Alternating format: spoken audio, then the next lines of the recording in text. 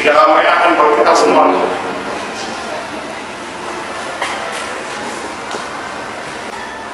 Saya kesempatan yang harusnya kalian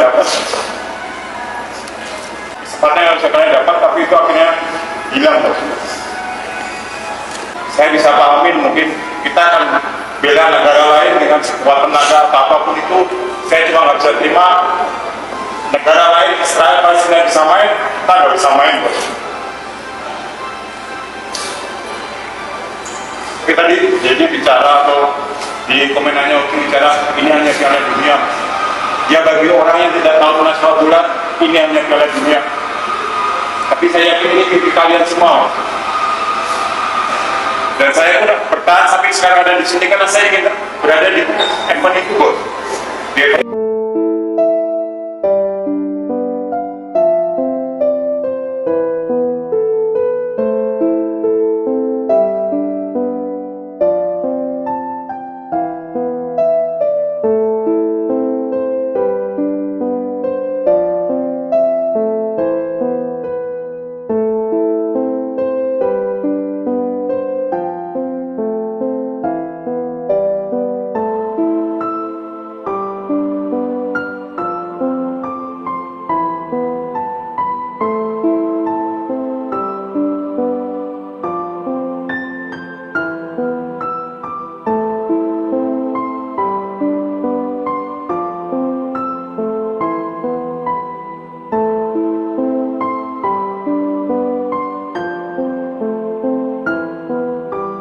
Pesepak bola Palestina dihalang-halangi, dihambat untuk bertanding, lebih jauh bahkan diteror, ditembakin, stadionnya juga sempat dijadiin sasaran target. Di satu sisi, Israel tuh bisa dengan bebas masuk dan melakukan kegiatan pertandingan bola di wilayah Palestina.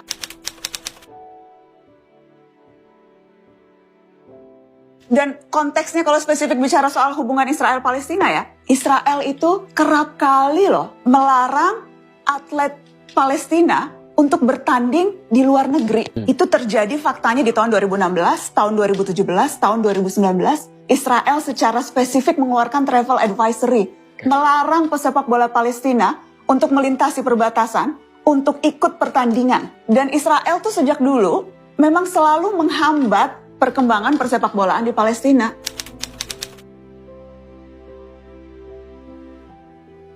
Tahun 64 Israel membubarkan kompetisi-kompetisi independen yang dilakukan oleh rakyat Palestina dan menangkap penyelenggaranya. Lebih jauh bahkan diteror, ditembakin, stadionnya juga sempat dijadiin sasaran target. Ada yang ditembak mati tahun 2022 loh, pesepak bola Palestina.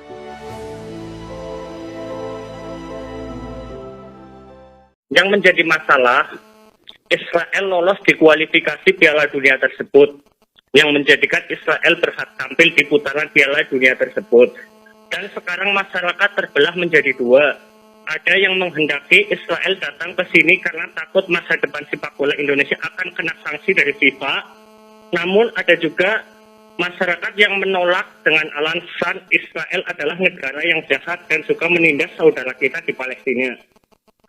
Sebagai warga negara Indonesia yang baik, serta sebagai seorang muslim, apa yang harus mestinya kita lakukan? Terima kasih Buya atas jawabannya. Mohon maaf, mohon doa selalu. Wassalamualaikum warahmatullahi wabarakatuh. Masya Allah. Orang yang punya nurani, yang berada di dunia bagian barat sampai dunia bagian timur, dia akan mengerti tentang keadaan ini. Artinya, luka yang selama ini dirasa oleh kaum muslimin di Palestina dengan pembantaian dan sebagainya, itu adalah luka yang amat terasa. Jangan sampai luka ini digores lagi dengan hal-hal semacam itu. Maksudnya gini, orang bakal mengerti kalau seandainya Indonesia menolak karena luka ini. Dan ini pelajaran juga bagi Israel agar suatu ketika nanti juga jangan sewenang-wenang, jangan sampai melakukan kezaliman kepada kaum Palestina, kaum muslimin di Palestina atau masyarakat Palestina. Jadi yang paling bijak adalah menjaga orang-orang yang hatinya selama ini sudah penuh dengan luka ini. Jangan sampai ditambah luka dengan yang demikian itu. Tentunya ini dengan cara yang cantik dan bijak ya, artinya tidak perlulah kita banyak berdebat dan sebagainya. Dan insya Allah kalau dunia yang merindukan keadilan akan mengerti makna ini. Masih ingat beberapa tahun yang lalu berapa miliar atau dari Indonesia dikirim ke Palestina untuk memberikan pertolongan. Apakah itu kita lupakan kisah semacam itu? Ada rumah sakit yang dibangun oleh warga Indonesia di sana. Terlepas daripada pemain bolanya, mungkin orang yang sangat benci juga dengan kasus di Israel. Terlepas dari itu. Akan tapi, kan selama ini kan masalah gaung. Gebiarnya itu keberal Israel masuk ke ini. Jadi maksud kami adalah, janganlah kaum muslimin gampang banyak berdebat yang demikian ini. Dan ini urusan-urusan ini sebetulnya kalau seandainya ada kesepakatan, selesai. Kita minta maaf. Dan kaum muslimin kan biasa memberikan maaf. Kita minta maaf ya kepada siapapun untuk tidak menerima. Itu saja sudah. Semoga itu yang terbaik. Karena jangan sampai luka ini semakin luka. Dan juga gini loh ya. Jangan malah membuat kontroversi di negeri ini. Di saat nggak ada berita itu kan ada kontroversi. Gara-gara itu kita terbelah lagi jadi dua. Kok gampang banget umat Islam terpecah dari dua.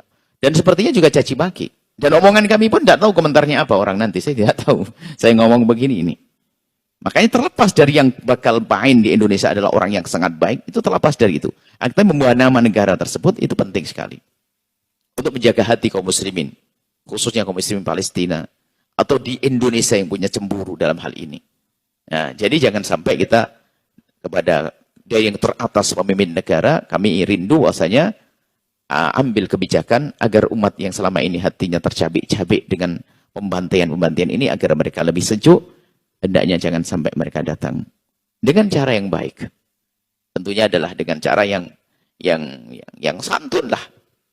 Dan tunjukkan bahwasanya kita bangsa ini adalah bangsa yang kita punya peduli kepada sesama, peduli kepada orang yang lemah. Jangan egois ya, gitulah ya. Dan kepada siapapun, khususnya yang ini kan antara kontroversi ya, yang tidak setuju pun juga beradab deh cara menolaknya, tanpa harus dengan macam-macam cacian dan sebagainya yang menolak. Yang menginginkan mendatangkan kami himbau untuk menoleh kembali melihat dengan hati kecilnya kepada permasalahan Palestina. Harapan kami adalah setelah itu ada kesadaran sehingga tidak akan lagi berbeda dengan saudaranya. Asik kalau semuanya beradab. Yang menolak dengan penuh tata krama dan adab yang baik. Kemudian sisi lain yang masih bersikeras untuk mendatangkannya, coba jaga perasaan orang. Menjaga. Kita biasa dengan tenggang rasa. Kita biasa dengan memahami perasaan orang. Ayo kita jaga kaum muslimin jangan sampai terlukai hati mereka. Khususnya kaum muslimin Indonesia yang sangat mencintai. Apalagi kaum muslimin Indonesia yang kemarin coba mengeluarkan duit sampai miliaran. Kata kami masih ingat. Ustadz ini miliaran yang dikirimkan ke sana. Tentu mereka akan sedih hati mereka. Karena mereka sudah membantu dan sebagainya. Ternyata yang datang adalah orang yang ada hubungannya dengan orang yang membantai dengan kisah-kisah tersebut. Baik. Terlepas dari yang datang itu misalnya orang baik. Misalnya orang Israel ada di antara mereka yang punya hati nurani, ada tentu. Akan tapi kebijakan keputusan negara. Biar orang punya hati nurani bisa saja nggak bisa berkata-kata untuk menghentikan semuanya itu. Baik itu saja. Semoga Allah menyatukan hati kita dalam cinta karena Allah dan menghentikan kezaliman. Dan semoga Allah menjadikan kita hamba yang bisa menghibur saudaranya yang lagi sedih tidak ditambah dengan luka di atas luka yang sudah ada. Ini saja insyaallah. Oh, jangan campurkan antara politik dengan olahraga. Ini masalah kemanusiaan. Olahraga itu juga masalah kemanusiaan. Masa kita balik logikanya. Masa gara-gara olahraga kita mengorbankan pembukaan undang-undang dasar? Masa gara-gara olahraga kita mengorbankan kemanusiaan kita? Masa gara-gara olahraga kita mengorbankan bagaimana posisi kita di depan agama kita, di depan Allah? Nah, kita balik. Emang mau kalau gitu? Oh, jangan campurkan agama dengan olahraga dong. Pertanyaannya sederhana, kalau gitu agamamu untuk apa? Kalau agamamu nggak boleh dipakai untuk politik, kalau agamamu nggak boleh dipakai untuk olahraga, kalau agamamu nggak bisa dipakai untuk kehidupan, kalau agamamu nggak bisa dipakai untuk kamu bersikap untuk universalitas kebaikan, nggak boleh dipakai juga. Agamamu nggak boleh dipakai dalam kehidupan, lalu agama dipakai untuk apa? Sunatan doang, nikahan. Nah, lalu kalau mati doang, kalau baru mau dikafan. Lalu agama untuk apa? Ya memang agama dari awal Islam sudah ngasih tahu, agama itu untuk dipakai untuk hidup, untuk cara pandang, untuk cara sikap. Termasuk ketika kita melihat timnas Israel mau kemudian datang ke Indonesia, lalu kemudian seolah kita harus sambut. Bahkan ada beberapa orang tadi yang ini kita bahas nih, beberapa orang yang dengan entengnya bilang nggak ada gunanya kita menolak timnas Israel, lebih baik kita terima, nanti ketika tanding kita akan nasihatin dia. Loh, ini cara berpikir yang konslet. Gampangnya gini, orang tua kita dibunuh di depan mata kita, lalu kemudian ada yang bunuh tuh mau bertamu, lalu kita bilang nggak ada gunanya, ibu bapak kita juga nggak akan hidup lagi, mendingan kita terima aja supaya kita bisa nasihatin dia. Ini harus dipikir dulu. Nah, dengan alasan tapi dia udah diakui oleh FIFA, tapi dia udah ikut lah, urusan kita itu negara atau bukan sih? Kita tuh berdaulat atau enggak sih? Kita tuh punya posisi atau tidak sih? Kita tuh punya satu pendapat yang bisa dihormati atau tidak sih? Banyak orang yang bilang begini akhirnya, jangan dicampur adukan dong politik sama olahraga gitu. Nah, bagaimana Ustaz Hidayat melihat itu? Karena sekali lagi penyelenggaranya memang bukan Indonesia, penyelenggaranya adalah FIFA yang kebetulan pesertanya adalah negara Israel. Gitu. Ya, dan FIFA sudah mencampur adukan olahraga dengan politik. Contoh paling nyata adalah FIFA melarang keikutsertaan kesebelasan Rusia dalam perhelatan Piala Dunia tahun 2022 di Qatar.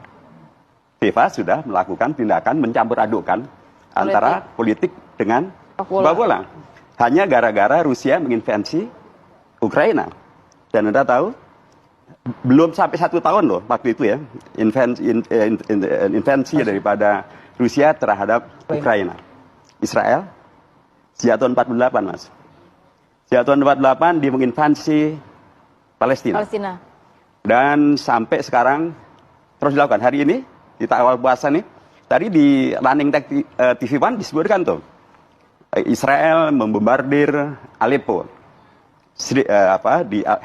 Aleppo itu kawasan di Syria. Ditembak dengan peluru kendali. Kita baca juga di Running Tech, Israel melakukan pembatasan sangat ketat kepada jemaah yang akan sholat di Masjidil Aqsa. Dan PBB tahun 2022, Juni 2022, sudah menyampaikan Israel itu adalah negara yang pada tahun ini, tahun 2022, melakukan kejahatan kemanusiaan paling dahsyat di tepi barat dibanding dengan tahun-tahun sebelumnya. Jadi saya mengatakan bahwa, kembali kepada tentang masalah FIFA dan sepak bola, FIFA sendiri yang sudah mencampur adukkan. Ya. Dan nomor 2, dan karenanya sepakat harus ada komunikasi, termasuk komunikasi Anda FIFA sudah melakukan hal yang diberlakukan dan sudah diberlakukan terhadap Rusia. Padahal Rusia hanya baru 1 tahun melakukan penyerangan invasi terhadap Ukraina, sementara Israel sudah sejak tahun 48 melakukan penyerangan Sabihani, bahkan lebih parah lagi.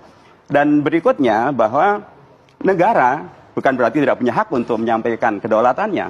Contoh paling nyata, Qatar. Pada penyelenggaraan Piala Dunia tahun 2002, Qatar memenangkan banding ditunjuk sebagai penyelenggara. Apakah Qatar kemudian terserah deh, toh saya hanya penyelenggara aja. Penyelenggaranya FIFA, saya ketempatan gitu kan. Ternyata tidak loh. Qatar mengkomunikasikan sehingga beragam ideologi dasar yang diyakini oleh masyarakat Qatar diterima tuh oleh FIFA. Pertama, menolak kampanye simbol, ya, dan segala simbol yang terkait LGBT. Nomor 2, tidak membolehkan minuman keras di tempat yang terbuka. FIFA menerima tuh, dan itu bisa dilakukan.